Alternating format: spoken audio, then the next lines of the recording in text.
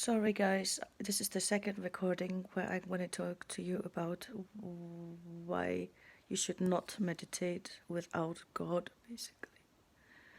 And I'm sorry, I have just realized how strange this recording sounds as being just a interpretation of my German version. But this time, this is how I'm going to do it with my 3 videos. And next time, I think I'll do it the old-fashioned way again.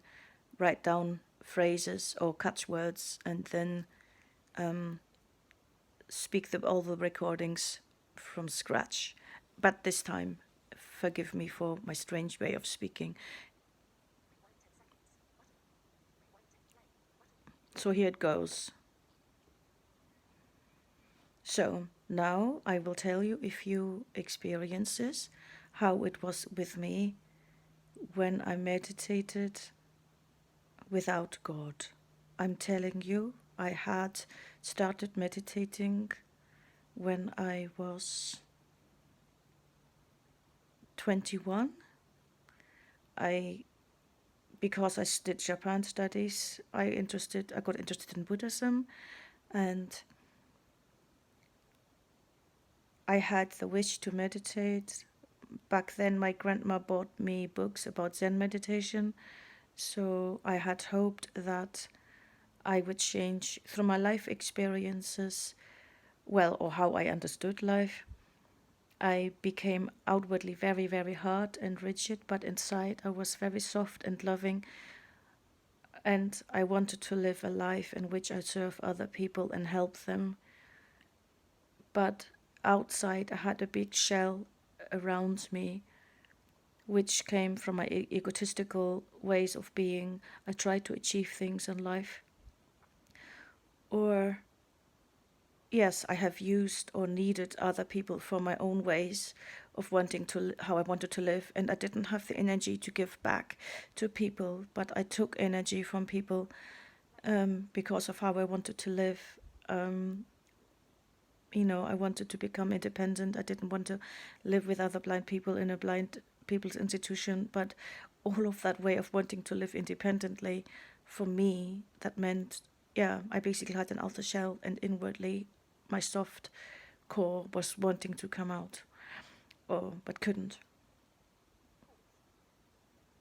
So I hope that through my Zen meditation, I would break open that shell and find within me what I know or knew I was truly inside. So I started with the books that my grandma bought me and started to meditate by myself, like the Buddhas did in lotus position, and did some exercises focused on your breathing or what else. But what happened with time is the following.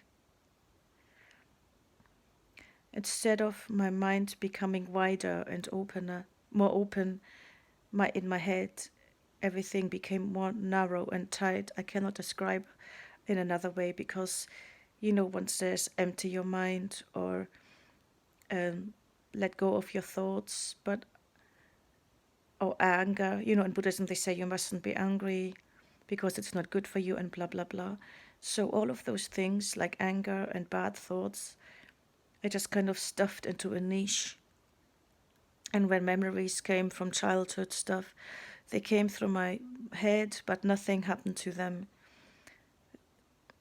They didn't change, or the pain stayed, but it got worse and worse because it piled up in myself.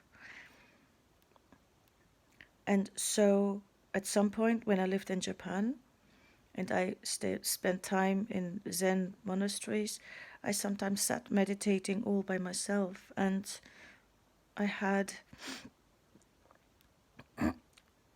some things, like in my room, I often felt presences, but of course there was no other person because I was in my own room and my door was shut and I did not hear all doors opening, so no physical person was in my room, but I felt presences in my room and I was afraid. But what could I do? There was no explanation. The Buddha said everything is in your own mind, all is an illusion, so that's how it was for me. So I sat there and was disciplined, but at some point I was more moody, more depressive. I felt heavy inside. And I've done this because I was hoping for whatever enlightened is. Maybe sometimes I had some blissful experiences.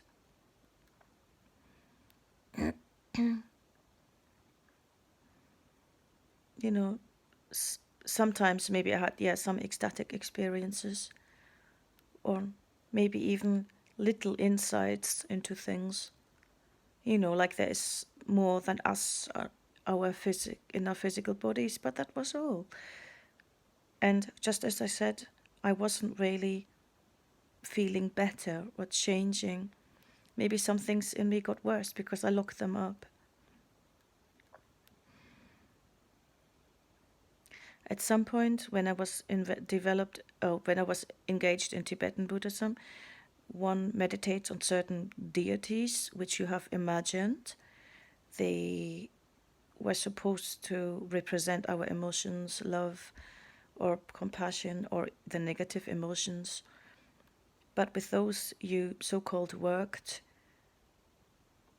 and you would imagine in your mind that these deities cleanse you with their nectar, pour the nectar over you, and you give that to other people and stuff like that.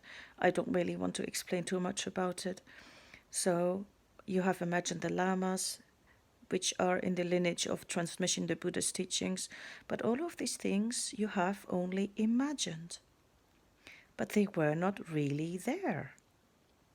So you basically were brewing in your own juices or simmering in your own juices. But this is the problem. If you only imagine something like a layer of protection or a deity or some lama, what also can happen that you are inviting beings into yourselves that disguise themselves into your gurus, especially if you have lots of negative energy in you, lots of negative beings grab these energies, they cover themselves with those energies, and they also take these negative energies as their nourishments.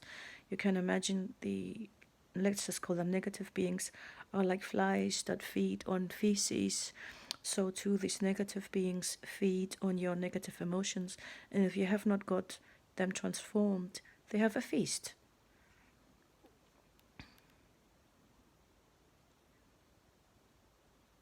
Yeah, so if you don't ask God to transform these energies or take them away, then these negative beings will live inside us. So I had lots of um, presences in my room, and later I had a very bad experience. I was meditating with a certain Tibetan deity. I had the instructions from a lama. It was about in purifications, and when I was at home, so I started the practice, but I had, even in my dreams and in awake being, I I became aware of lights which looked pretty, but they were very cold and dead, if I can describe it as that. And I felt like they took my energies away. I felt weaker. I felt like I was drained of energies, like squeezed out like a lemon. And my mother had called me then on the phone, and she said to me, Janine, do something. I had the dream that you died.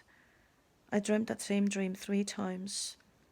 So I had a friend at that time in Japan. Okay, he was a Buddhist and also doing shamanic stuff, but he said to me, you are being attacked. You are psychically attacked. So you're psychically attacked. This is how it was back then. I was completely without protection from my own stuff and from what was came from outside. And all of these deities and gods could not help me. So you imagine that everything that's negative gets taken away, but it doesn't really work. You cannot clean yourself with your own mental energies. It does not work. You are stewing in your own juice and in the juice of other people who take your energies or the energies of others. so these other people may use your energies or you use their energies. Like it happens, you transfer a lot of energies in Buddhism with the lamas. This is how it works if you meditate without God.